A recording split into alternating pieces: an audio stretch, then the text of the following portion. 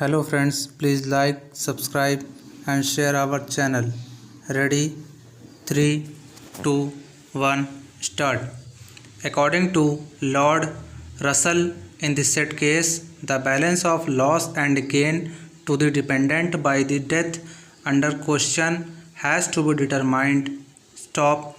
It was held as under para the general rule which has always prevailed in regard to the assessment of damages under the Fatal Accidents Act is well settled, namely that any benefit accruing to a dependent by reason of the relevant death must be taken into account. Stop.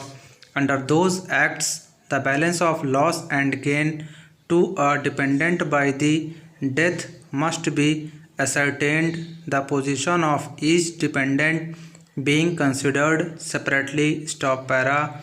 In Nancy versus British Columbia Electric Railway Company Limited 1951 AC 601, Viscount Simon was of the opinion that the claim to damages in cases of death fell under two separate heads.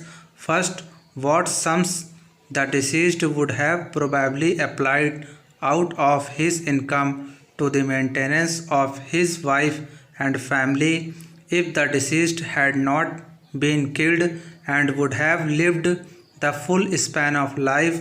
Second, what would have been the additional savings which the deceased would or might have accumulated during the period he would have lived but for the premature death which would probably have accrued to his wife and family. Stop.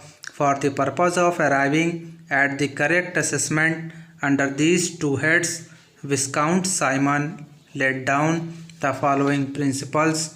Para.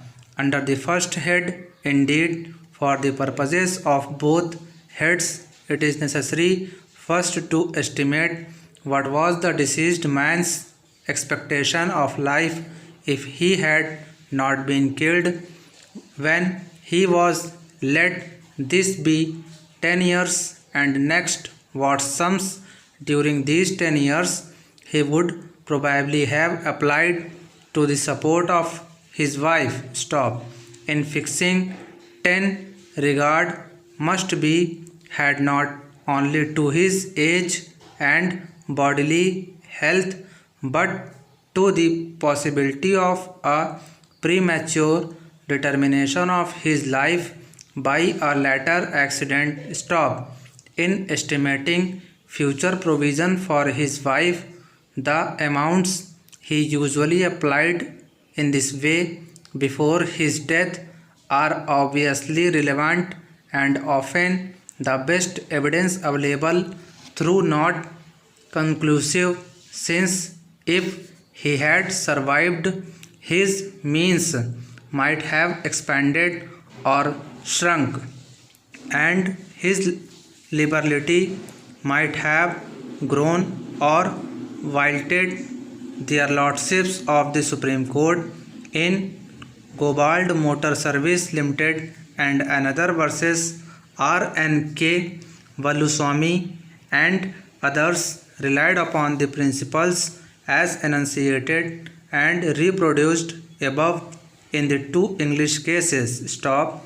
Therein, one passenger going in a bus was killed when the bus met with an accident. Stop. The victim was 34 years of age at the time of his death and his annual earning was estimated at rupees 3,000. The suit for damages had been filed by his widow, father and his children. Stop. The claims tribunal had awarded a sum of rupees 25,000 as compensation. Stop.